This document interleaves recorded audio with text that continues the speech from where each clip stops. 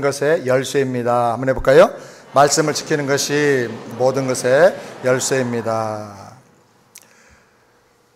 하나님께서는 모든 사람을 위대한 삶, 가치 있는 삶, 복된 삶을 살 수 있도록 만능 열쇠를 하나씩 다 주셨습니다. 그것이 무엇일까요? 우리가 건강하고 행복하고 형통하고 가치 있는 신앙생활을 하려고 할 때 가장 중요한 게 있는데 그것이 바로 그것입니다. 그게 뭘까요? 오늘 성경에 이렇게 말씀합니다. 우리 23절 말씀 다 같이 함께 읽겠습니다. 무릇 지킬 만한 것보다 더욱 내 마음을 지키라. 생명의 근원이 여기서 나온다. 그만큼 중요한 것이다. 그게 뭡니까? 마음을 지키는 것이다. 그렇게 말씀하고 있습니다. 마음을 지키는 게 왜 그렇게 중요할까요? 여름방학이 되었고 또 이제 한 해 중에 가장 좋은 연휴가 이제 오늘부터 시작이 되는데 아이들과 함께 온 가족이 여행하든지 혹은 함께 대화하면서 특별히 다른 주제보다 이 주제로 대화를 한번 해보시기 바랍니다. 마음을 지키는 것이 왜 중요하냐? 그리고 어떻게 하면 마음을 지켜서 하나님이 주신 가치 있고 행복하고 위대한 인생을 살 수 있다고 생각하느냐? 아이들과 함께 대화를 한번 나눠보시기를 바랍니다. 우리가 왜 마음을 지켜야 될까요? 먼저는 가장 무서운 전쟁터가 바로 마음이기 때문에 그렇습니다. 세상에 가장 무섭고 살벌한 전쟁이 어디서 일어나나요? 중동에서 일어나는 것도 아니고 무슨 아프가니스탄이나 그런 곳에서 일어난 것도 아니고 이 전쟁은 바로 우리 마음 속에서 일어나는 것입니다. 이 전쟁에서 지면 나 하나 망하고 나 하나 죽는 것으로 끝나지 않습니다. 때로는 온 가족을 어렵게 만들고 온 가족을 풍지박산 낼 수도 있는 것입니다. 때로는 수천 명, 수만 명, 때로는 수백만 명을 죽일 수도 있는 것입니다. 때로는 이 마음의 전쟁을 이해하지 못하고 마음의 전쟁에서 패한 사람이 너무나 똑똑한 사람이면 세계적인 전쟁을 일으켜서 수많은 인류를 몰살시킬 수도 있는 것입니다. 이것이 바로 우리 마음속에서 일어나는 전쟁입니다. 얼마 전에 뉴스를 보니까 응급실의 담당 의사가 술을 먹고 아기에게 주사 처방을 했는데 처방돼야 될 약보다 100배나 더 많이 강하게 처방을 했다는 거죠. 그래서 아기가 그걸 다 주사를 맞고는 그냥 아주 혼수 상태에 빠졌어요. 지금 위험한 상황이라는 거예요. 도대체 있을 수가 없는 일이죠. 어떤 사람은 술을 먹고 반대편 차선에서 역주행해서 오면서 수많은 차들과 부딪혔어요. 한 가족 다 죽게 만들고 많은 사람을 다치게 만들고 도대체 이런 일이 왜 일어납니까? 또 최근에 보니까 어떤 여자분은 남편에게 이상한 약을 먹여서 잠재우고 잠들어 있는 사이에 죽여서 난도질을 했어요. 일부는 바다에 버리고 시체 일부는 또 육지로 가져가서 여기저기 다니면서 또 버렸다는 거예요. 정말 상상도 할 수 없는 끔찍한 일들이 우리 주변에서 일어납니다. 그런데 그 일어나는 이유가 뭘까요? 사람이 나빠서 그럴까요? 물론 사람이 나빠서 그렇겠지만은 근본적으로는 마음을 지키지 못해서 그런 것입니다. 마음이 병들어서 이렇게 되는 거예요. 마음에서 일어나는 전쟁에서 패배했기 때문에 이렇게 되는 것입니다. 그렇기 때문에 성경은 말합니다. 무릇 지킬 만한 것 세상에 많은데 그 중에 내 마음을 더욱 지켜라. 왜냐하면 죽고 사는 생명의 근원이 바로 여기서 나오기 때문이다. 사랑하는 여러분, 마음을 잘 지키는 우리 모두가 되기를 주의 이름으로 축원합니다. 그 다음에 우리가 마음을 지켜야 되는 또 하나 이유는 생명과 건강과 행복과 성공이 바로 여기서 나오기 때문에 그런 것입니다. 잠언 17장 22절을 다 같이 읽겠습니다. 마음의 즐거움은 양약이라도 심령의 근심은 뼈로 마르게 하느니라. 몸이 병들었습니까? 마음을 지키는 것이 가장 중요한 열쇠예요. 약을 먹어도 마음을 지켜야 돼요. 그래야 건강 회복이 될 수가 있어요. 여러분, 가정에 문제가 생겼습니까? 마음을 지키는 것이 해결의 열쇠인 것을 깨달으시기 바랍니다. 어떤 인생의 중요한 일을 앞두고 있습니까? 크고 위대한 일을 결정해야 됩니까? 그 일보다 더 중요한 것이 마음을 지키는 거예요. 어떤 마음 자세로 하느냐에 따라서 일이 잘 될 수도 있고 더 놀랍게 성공할 수도 있는 것입니다. 여러분, 신앙생활 하는데 말씀이 잘 안 들리고 말씀을 들으려고 하면 졸리고 다른 생각만 나고 기도가 안 됩니까? 은혜가 안 됩니까? 다른 데 문제가 있는 거 아니에요. 마음을 지키질 못하기 때문에 그런 것입니다. 마음을 지키는 것이 은혜를 받는 열쇠가 되는 것입니다. 사랑하는 여러분, 여러분의 인생에 하나님께 더 귀하게 쓰여지기를 원합니까? 공부 많이 한다고 쓰여지는 거 아니에요. 하나님이 들어 써주셔야 돼요. 공부 많이 하고 뛰어난 똑똑한 사람들 중에 폐인처럼 사는 사람이 얼마나 우리 주변에 많은지 몰라요. 그러나 좀 부족해도 하나님이 들어 쓰시는 사람들이 많이 있어요. 하나님이 들어 쓰시는 사람 되는 가장 중요한 비결이 뭡니까? 하나님이 다윗을 보시고 말하기를 내가 중심을 보지 않는다. 사람은 외모를 보지만은 나는 여호와는 중심을 본다. 저는 내 마음에 합한 사람이다. 내가 저를 통하여 나의 모든 뜻을 다 이루겠다 말씀하셨어요. 하나님은 외모를 보지 않고 중심을 보셔요.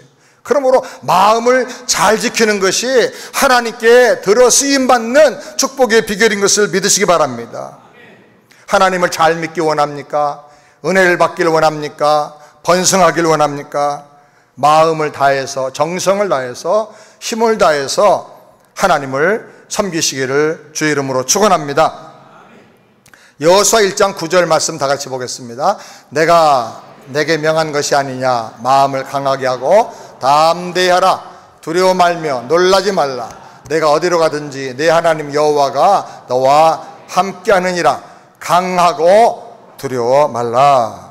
여호수아서를 보면 여호수아에게 하나님이 계속 강조하는 말씀, 그 강조하는 말씀이 10번 계속해서 비슷하게 강조하는데, 너는 마음을 강하게 해라. 마음을 담대하게 해라. 내 마음에 두려워하지 말아라. 내 마음에 놀라지 말아라. 내가 너와 함께한다. 이거 확실히 믿어라. 계속 강조하는 말이 뭐예요? 10번 이상 나오는 게 마음에 관계된 말이에요. 마음. 하나님이 어떤 은혜를 주실 때, 어떤 큰 일을 하게 하실 때 먼저 다루는 것은 우리의 마음을 다룬다는 거예요. 마음을 지키는 게 은혜 받는 비결이고 위대하게 쓰여지는 인생의 비결인 것입니다. 예수님께서도 산상 설교에서 아주 주옥 같은 황금의 말씀을 주셨는데 첫 번째 입을 열어 하신 말씀이 마음이 가난한 자가 복이 있다 그랬어요. 마음이 온유한 자가 복이 있다. 마음이 청결한 자가 복이 있다. 돈 많이 가진 사람 복이 있는 게 아니고 마음이 중요하다는, 마음의 천국이 임하게 된다는 거예요. 마음이 행복해져야 된다는 거예요. 아멘입니까? 그리고 마음 지키는 것보다 더 중요한 게 없어요. 마음 지켜서 승리하게 되기를 바랍니다. 그 다음에 우리가 마음을 지켜야 되는 또 하나의 이유는 우리 마음은 너무나 쉽게 상처를 잘 받을 수가 있기 때문이라는 것입니다. 마음이 무슨 무쇠덩어리인 줄 아는 사람들이 많아요. 너무나 큰 오해예요. 강심장이라 그러는데요, 뒤끝이 있어요. 뒤에서는 얼마나 치를 떠는지 몰라요. 사람의 마음은요, 눈빛 하나에도 상처를 받아서 아파해요. 두고두고 그 사람의 그 희한한 눈빛 늘 기억하는 거죠. 자존심 건드리는 말 하나 때문에 폭발해요. 사람이 뿌리채 다 뽑히고 흔들려 버리는 거예요. 그 말 하나 때문에. 사람의 마음이 이렇게 잘 깨지기가 쉽고 상처받기가 쉬워요. 난치병, 만성질환 환자들 상담을 해보면 대부분 그 마음속에 큰 상처가 있어요. 상한 마음이 있기 때문에 상한 몸이 나오는 거예요. 우울증, 불면증, 분노 조절장애, 강박증, 공황장애, 다양한 중독의 증상들 다 보면 상한 마음 때문에 그런 증상들이 나오는 거예요. 심하게 되면 정신적인 질환이 생기고 악한 귀신이 그 사람 인격을 송두리째 지배해버리기도 하는 것입니다. 그래서 성경은 말합니다. 지킬 만한 거 많이 있는데 그 중에 더욱 힘써서 지킬 것은 너의 마음이다. 마음을 지켜라. 생명의 근원이 여기서 나온다. 아멘. 그 다음에 우리가 마음을 지켜야 되는 또 하나의 이유는 마음이 성령이 거하시는 성전이면서 말씀이 결실하는 밭이기 때문에 그래요. 누가복음 8장 15절 말씀을 다 같이 읽겠습니다. 좋은 땅에 있다는 것은 착하고 좋은 마음으로 말씀을 듣고 지켜 인내로 결실하는 자니라. 여기 보면 하나님의 말씀은 씨앗이에요. 씨앗, 좋은 씨앗이에요. 천국의 씨앗인데, 생명의 씨앗인데, 이게 떨어지는 밭은 뭐예요? 마음이에요. 자, 말씀은 씨앗이고 밭은 마음이다. 다 같이 말씀은 씨앗이고 밭은 마음이다. 이걸 꼭 알아야 돼요. 좋은 축복의 씨앗을 하나님이 계속 우리에게 뿌려줍니다. 근데 이것을 받는 마음이 어떤 사람은 좋은 땅이에요. 옥토 같아요. 옥토의 특징은 좋은 마음, 열린 마음, 사모하는 마음, 편견 없는 마음으로 말씀을 받아들이는 거예요. 착한 마음으로 말씀대로 되기를 소원하고 소원과 기도를 품고 그리고 한번 실천해보고 자기 가슴에 인생의 말씀의 씨를 받아들이는 거예요. 그렇게 하면서 말씀을 지키면서 인내해요. 금방 씨앗이 나오는 게, 싹이 나오는 게 아니거든요. 큰 나무일수록 씨앗이 늦게 터져요. 싹이 나고 자랄 때까지 계속 인내하고 한 목적을 바라보고 그 말씀이 내 인생에 이루어지기를 계속 붙잡고 나가는 거예요. 인내해서 결실을 한다 그래서 결실한다. 그러면 결실이 어떻게 되느냐? 하나 심었는데 30배 열매가 맺혀지고 최소한도, 그리고 60배, 100배의 열매를 맺는다. 어떤 사람은 계속 결실한 대로 다시 또 심고 다시 또 심고 재파종해서 1000배, 10,000배로 인생을 사는 사람이 있어요. 번성하는 거죠. 사랑하는 여러분, 왜 똑같은 하나님 말씀을 들었는데 어떤 사람은 변화 하나 안 일어나고 잡초만 그 밭에 생겨나고 어떤 사람은 그 말씀을 듣고 변화되고 번성하고 놀라운 세계적인 삶을, 가치 있는 삶을 살게 될까요? 그 이유가 뭐냐? 다른 데 있는 거 아니에요. 말씀은 똑같은데 그 밭이 달라서 그래. 밭이. 마음을 어떻게 지키느냐, 마음을 어떻게 영성 관리를 하고 사느냐, 거기에 달려있는 거예요. 나는 최소한도 말씀을 들으면 최소한도 30배 그리고 60배, 아니 그 이상 나는 100배로 결실하겠다, 이렇게 마음에 결심하기 바랍니다. 아멘 안 해요? 한 번밖에 안 해요? 아멘 아멘. 나는 약하고 내 인생 전반전은 뭐 시시콜콜하게 살았지만 이제부터라도 작정하고 말씀대로 되는 인생 한번 살아보겠다. 작정하고 뜻을 품고 바라보고 기도하고 순종하고 나가봐요. 인내해봐요.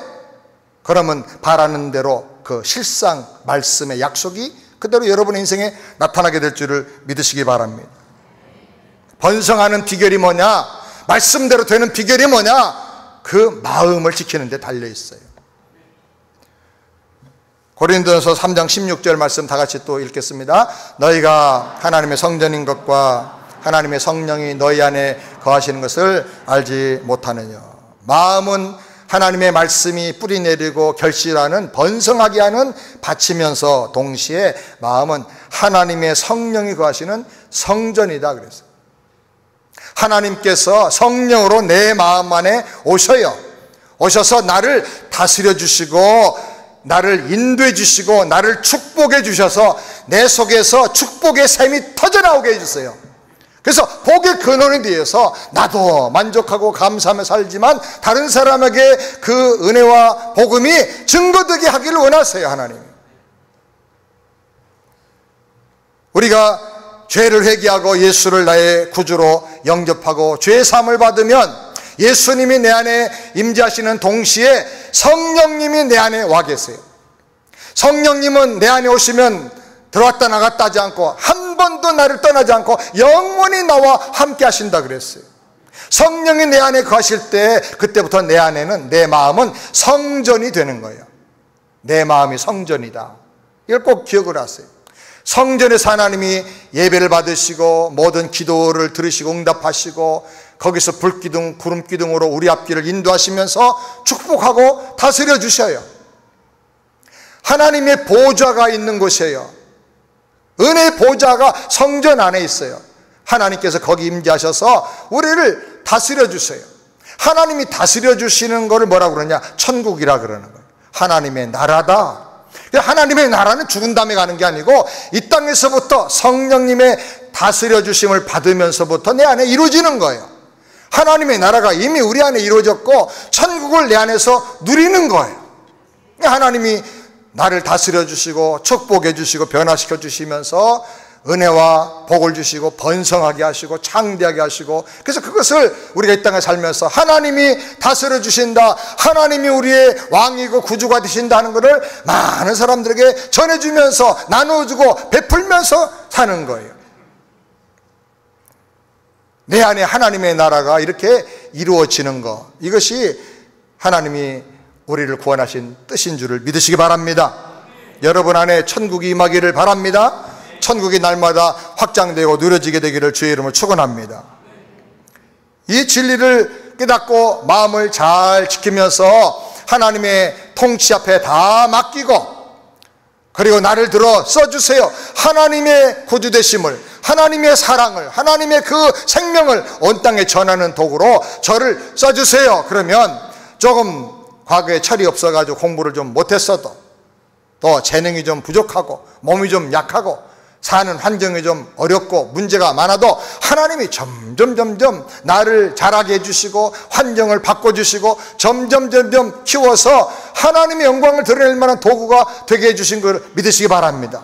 사업을 해도 크게 사업을 하게 하시고, 공부를 해도 하나님께서 지혜를 주시고, 의사가 돼도 선교하는 의사, 사람 살리는 의사가 되고, 복음 전해도 조그만 그냥 교회가 아니고 그냥 세계적으로 다니면서 복음을 전하는 사람이 되게 해주시는 거예요. 아멘? 그런 사람 되길 바랍니다. 주부가 되어도 우리 자녀들을 키우고 기도하면 그 자녀들이 세계적인 믿음의 인물로 다 자라게 되는 거예요. 하나님께서 여러분 안에서 그런 놀라운 일을 하시게 되는 것입니다. 그래서 형통하게 하시고 번성하게 하시고 창대하게 해주시는 겁니다. 그럼 어떻게 하면 이 마음을 내가 지키고 살 수가 있겠는가? 어떻게 하면 마음을 지켜서 내 인생이 가치 있고 아름답고 하나님의 살아계심을 드러내고 다른 사람에게 하나님 주신 축복을 나눠주고 베풀면서 섬기면서 영향 있게 살 수가 있겠는가? 첫 번째로는 진리를 알고 자유를 얻어야 돼요. 뭘 알아요? 진리를 알고 뭘 얻어요? 자유를 얻어야 돼요. 요한복음 8장 32절 우리 다 같이 함께 읽겠습니다. 진리를 알지니 진리가 너희를 자유케 하리라. 사람들이 진리를 모르기 때문에 종노릇하면서 살아요. 진리를 모르니까 사람을 두려워하고 너무 사람을 의식하고 너무 사람에 매여가지고 끌려다니면서 종노릇해요. 그 사람이 째려보든 웃든 무슨 상관이에요? 그 사람이 문제가 아니잖아요. 어떤 분은 내 남편이 그럴 줄 몰랐다고, 더 이상 같이 못 살겠다고, 70이 넘었는데 이혼하겠다고, 이혼은 좀 그러니까 결혼하겠다고 그래요. 그럴 줄 몰랐대요. 왜 몰라요? 진리가 우리 사람들을 가르쳐줘요. 나를 포함해서 모든 사람은 다 죄인이에요. 의인 없나니 하나도 없도다. 그래서 예수밖에는 희망이 없어요. 그래서 우리는 서로에게 용서해 줘야 돼요. 당신 그럴 줄 몰랐다 그런 말 하지 말고 당신 그럴 줄 알았다 그러세요. 한번 해볼까요? 옆에 있는 분들에게 당신 그럴 줄 알았어. 그래서 이해하는 거예요. 내가 실수를 하는 것처럼 당신도 실수할 수 있어. 내가 죄인인 것처럼 당신도 아직 죄인이야.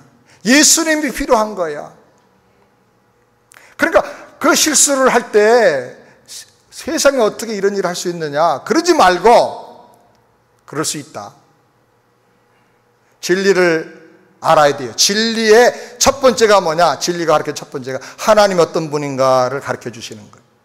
그 다음에 두 번째가 뭐냐? 진리는 인간이 어떤 존재인가를 알게 해주는 거예요. 이 칼빈은 하나님에 대한 지식, knowledge of God, 그 다음에 인간에 대한 지식, knowledge of man, 이 두 가지가 세상에 가장 중요한 지식이다. 그래요. 이 두 가지만 잘 알아도 돼요. 사람은 진리의 말씀을 통해서 볼 때 우리 모든 사람은 허물과 죄로 죽은 존재들이에요. 우리가 진리를 모르기 때문에 돈에게 종노릇합니다. 돈은 절대로 우리의 주인이 될 수가 없습니다. 내 마음과 감정을 끌고 나가면 돈의 노예가 되어버리고 마는 것입니다. 물질의 종이 되면 세상에 가장 불쌍한 사람이 되고 맙니다. 돈은 하나님께서 하나님의 거룩한 일을 하라고 나에게 맡겨주신 거예요. 돈을 정복해야 돼요. 아멘? 돈은 개 같은 기질이 있어서요, 도망가면 쫓아와요. 잡으려고 그러면 도망가요. 그래서 이 돈의 특성은 돈을 초월해버려야 돼요. 제가 사업을 안 해봐서 모릅니다만 부자 되는 분들, 사업 잘 되는 분의 특징은 절대로 돈 하지 않습니다. 돈을 잡고 있는 게 뭡니까? 사람이거든요. 사람을 봅니다. 사람을 기쁘게 해주고 사람을 사랑해주면 사람들이 모여오면서 뭘 가지고 와요? 돈을 가지고 와요. 근데 바보는 돈만 봐요. 돈만 보면 절대로 돈이 안 잡히게 돼 있어요. 사람을 잡아야 돼요. 사람. 돈의 노예가 되면 안 됩니다. 진리를 모르기 때문에 몸과 마음이 무언가에 눌려서 우울하게 삽니다. 낙심하면서 삽니다. 우울하고 낙심하게 살면 심령의 근심은 뼈를 마르게 하느니라. 몸에 질병이 와요. 마음이 병들면 그 다음에 몸이 병들게 돼요. 몸이 병들면 그 다음에 주변의 모든 환경이 다 엉망진창으로 병들게 되는 것입니다. 진리를 몰라서 노예처럼 걱정, 근심, 절망하며 삽니다. 일을 열심히 해야 되지만 일의 노예가 되면 안 됩니다. 진리를 알면 이 모든 것에서부터 자유하는 마음이 생겨나요. 그 정체를 알기 때문에, 그 한계를 알기 때문에, 내가 누군가를 알기 때문에. 그래서 참 진리를 알게 되면 우리 마음에 참 평안함이 오고, 그리고 초연해지게 되는 것입니다. 욕심을 얻는다고 되는 게 아니다는 걸 깨닫게 됩니다. 진리는 하나님의 말씀입니다. 하나님의 말씀은 능력이 있습니다. 아멘. 하나님의 말씀 진리는 우리에게 하나님의 사랑을 가르쳐 줍니다. 인간이 죄인인 것을 깨닫게 줍니다. 하나님의 구원 계획을 우리로 하여금 알게 해줍니다. 그 하나님의 구원 계획에 따라서 예수님이 이 땅에 성육신하여 오셔서 우리 모든 인간의 죄, 지식으로도 안 되고 선행으로도 안 되고 종교생활로도 안 되는 그 모든 죄를 담당하고 십자가에서 단번에 영원하게 해결해 주신 것을 깨닫게 해주시는 것입니다. 이 하나님의 사랑과 선물을 그저 값없이 받을 때, 겸손한 마음으로 내가 죄인 걸 인정하고 받을 때 죄사함을 주시고 하나님의 자녀가 된다는 이 놀라운 하나님의 구원 계획을 우리로 하여금 깨닫게 해 주는 것입니다. 그리고 그 말씀을 따라서 우리가 예수님을 영접하면 하나님의 자녀가 되고 하나님의 사랑을 체험하며 살게 해 주시는 것입니다. 이 진리의 말씀은 정말 놀라운 능력이 있어요. 말씀을 들으면, 말씀을 마음을 열고 받아들이면 정말 놀라운 변화가 나타납니다. 예수 잘 믿는 부인이 있었는데 남편은 평생 교회를 안 나가는 사람입니다.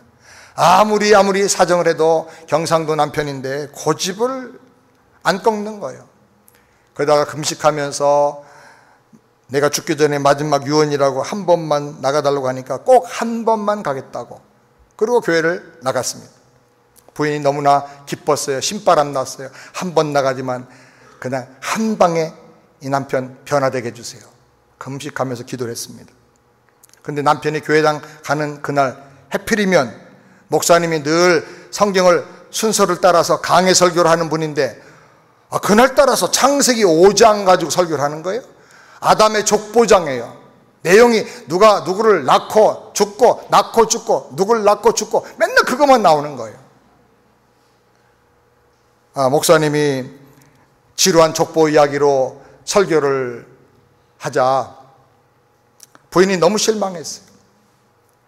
아니 그 많은 본문 중에 하필이면 왜 오늘 창세기 5장을 가지고 설교를 하는, 속상했습니다. 금식기도까지 하고 별의별 방법을 다 써가지고 남편을 모시고 나왔는데 목사님이 설교를 정말 너무나 뚱딴지 같은 설교를 하시니까 막 얼마나 마음이 화가 난지 몰라요. 설교가 하나도 안 들렸어. 집에 돌아온 다음에 아무 말도 하지 않고 남편 눈치만 봤습니다. 교회 모처럼 갔더니 무슨 그딴 소리만 하느냐, 무슨 교회가 산부인과냐, 맨날 낳고 산부인과 옆에 또 무슨 장례시장이냐, 맨날 죽고 그럴 줄 알았어. 눈치만 보고 있었는데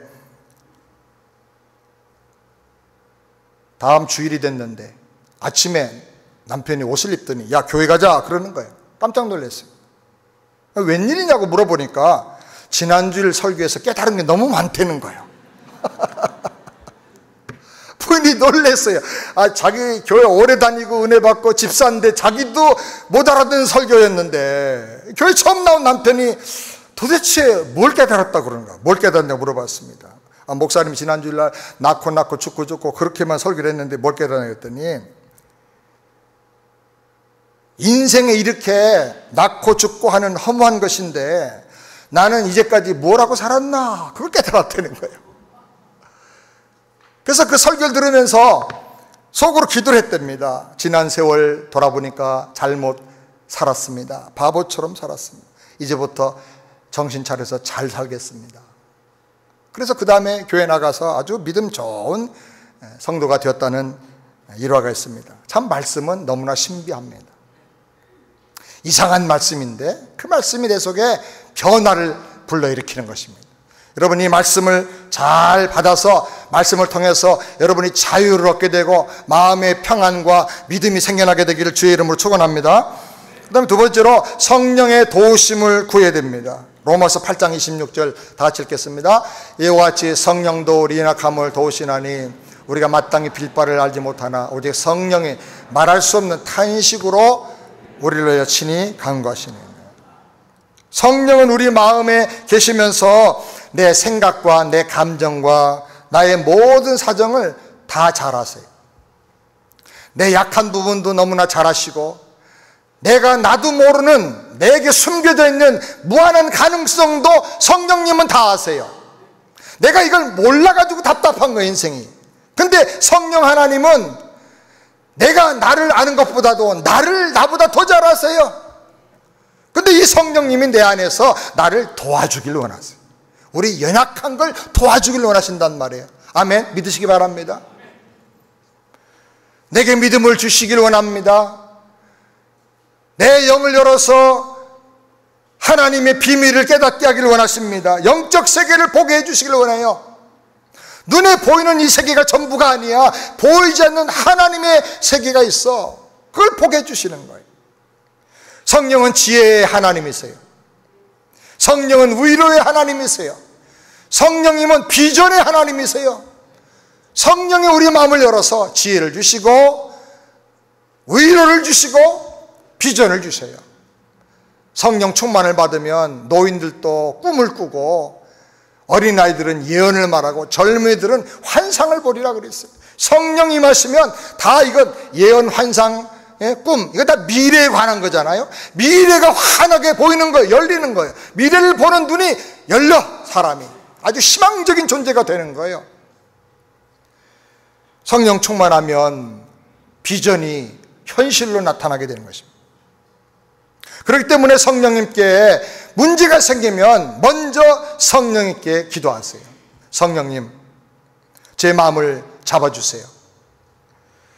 성령님, 제 아픔, 저 사람 때문에 너무 속상하고 아픈데 제 아픔을 성령님이 치료해 주세요. 저 사람 때문에 상처받지 않고 오히려 사랑하고 축복할 수 있는 사람 되게 해주세요. 사람은 할 수 없어도, 나는 할 수 없어도 내 안에 계신 성령님은 하실 수가 있어요. 아멘. 성령님, 이해하는 마음, 용서하는 마음을 주세요. 언제까지 사람 미워하면서 피해 다니고 그렇게 살겠습니까? 그를 사랑으로 이기게 해주세요. 성령님, 내 안에 분노가 일어나는데 이 분노하는 욱하는 마음 성령님이 다스려 주세요. 정말 이 기도는요 굉장히 파워풀해요. 저도 욱하면 안 보였거든요. 쫄병인데 대령한테 막 군대에서도 대들고 그랬어요. 감옥 갈 뻔했어. 그런데 하나님이 기도하니까 마음을 잘 이렇게 잡아주셨어요. 뭘로 눌러주시는 것처럼 다 눌러주세요. 진정해라. 성경에 보니까 성령님의 또 다른 별명이 있는데 보혜사 성령님이라고 했어요. 보혜사란 말은 헬라어로 파라클레이토스란 말인데, 파라란 말은 뭐뭐와 함께 곁에서 그런 뜻이고, 클레이토스란 말은 말해준다 그 말이에요. 말해준다. 성령님 우리 곁에서 우리와 항상 같이 다니면서 옆에서 말해주는 거예요. 마치 운동선수들에게 옆에서 붙어서 얘기해주는 코치처럼. 그렇게 하면 안 돼.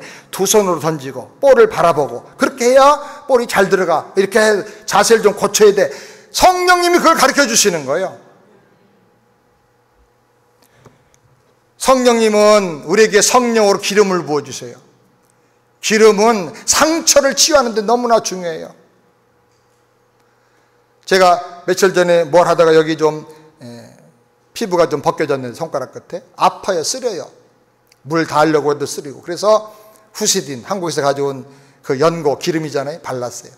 좀 있으니까 어떻게 하다 보니까 또 이게 지워졌어. 그래서 또 발랐어요. 자기 전에 또 발랐어요. 그 다음 자고 일어나서 발랐어요. 하루 발랐더니요 싹 나버렸어요. 물론 다른 방법도 있겠지만 이 기름을 바르는 것은 상처가 빨리 아물게 해주는 효과가 있는 거예요. 성령님의 기름 부으심으로 말미암아 여러분의 모든 상처가 다 치유되길 주의 이름으로 축원합니다. 아물기를 바랍니다. 성령님은 능력의 하나님이세요. 성령이 임하시면 권능을 받는다 그랬어요. 두나미스, 다이나마이트란 말이 거기서 나왔는데, 다이나마이트 같은 폭발적인 능력이 생겨나요.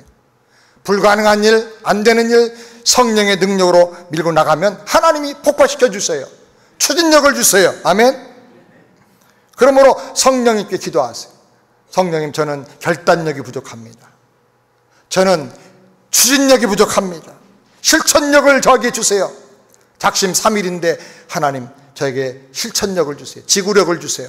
성령님이 내 성격을 고쳐주세요. 저는 옛날에 작심 3초였어요. 제가 생각할 때 작심 3일 정도 되려면 성인 군자나 돼야지. 나는 작심 3초다. 결심하고 제가 혈서 쓰고 착하게 살자 해가지고 혈서가 딱 했는데 친구가 놀자 그래가지고 나갔더니 착하게 살자 뭐 결심한 거 다 없어져 버려.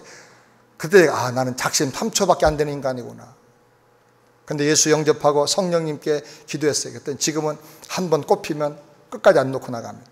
복음전도 하니까 하나님 그림 일대를 주신 거예요. 여러분, 성령님께 구하시기 바랍니다. 그 다음에 세 번째로 상처를 방치하지 말고 감사 체질로 바꿔야 됩니다. 히브리서 12장 15절 다 같이 읽겠습니다. 너희는 돌아봐 하나님 은혜에 이르지 못하는 자가 있는가 두려워하고 또 쓴뿌리가 나서 괴롭게 하고.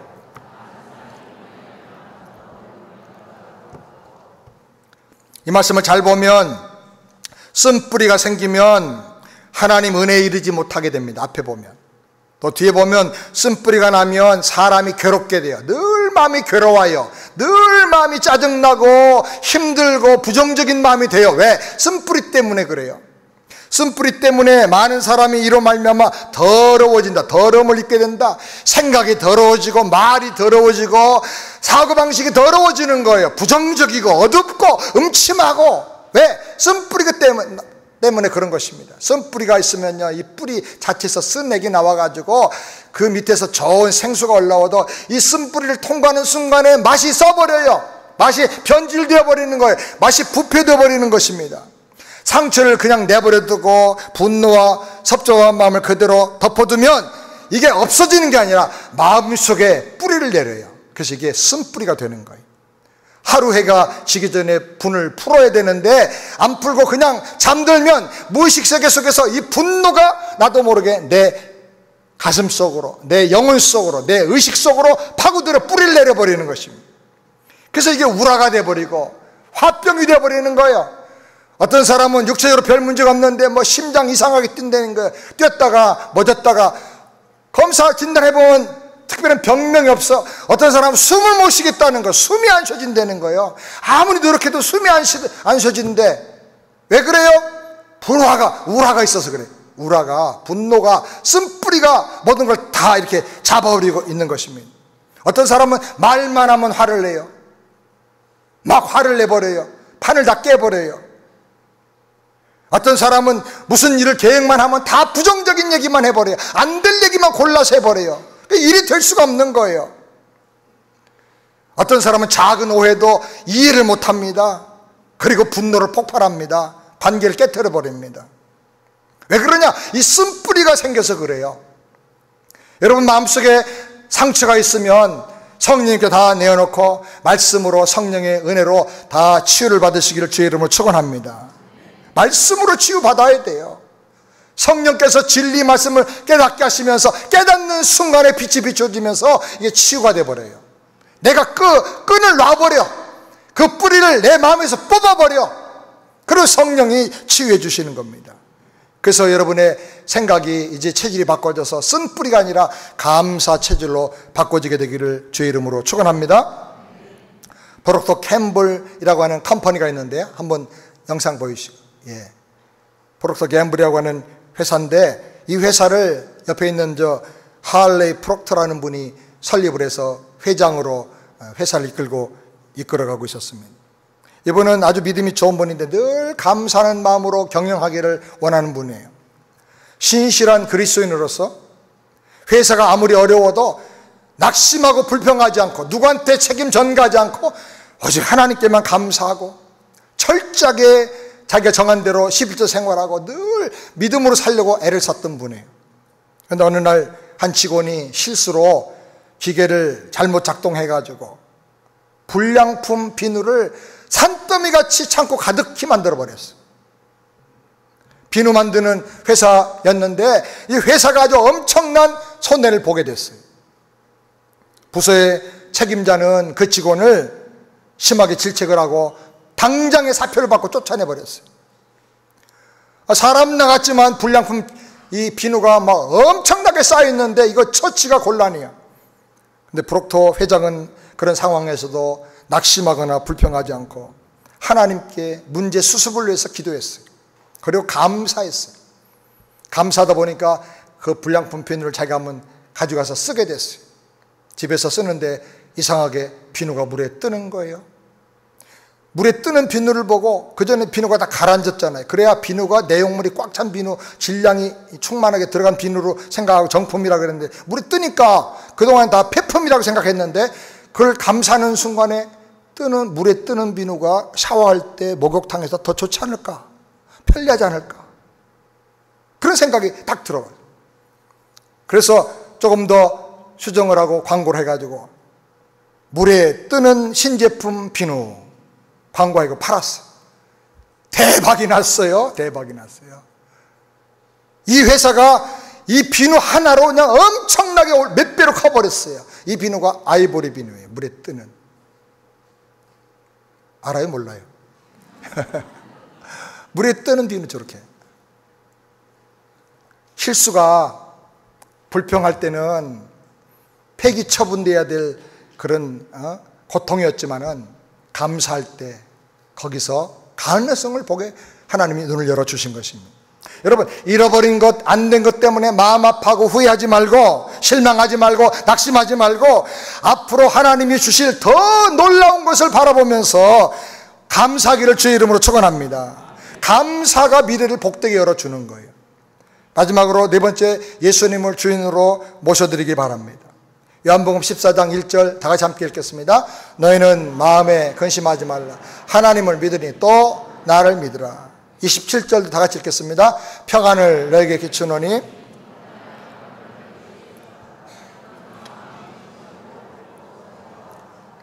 예수님은 평안을 주세요. 근심 걱정하는 거 원하지 않으세요. 주님이 우리 안에 오시면 근심 걱정이 사라지고 마음의 평안이 오는데 그 평안은 세상이 주는 거하고 달라요. 돈이 있어야 평안한 게 아니고 돈 없어도 평안.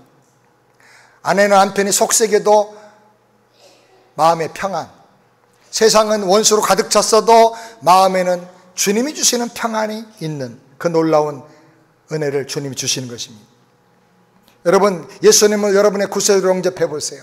예수님을 여러분의 주인과 왕으로 마음에 모셔드리고 주님께 여러분의 마음을 다 내어 맡기세요. 주님, 마음대로 저를 들어 써주시고 다스려 주시옵소서. 그럼 주님께서 근심과 두려움을 다 쫓아내시고 참 평안을 주실 줄을 믿습니다.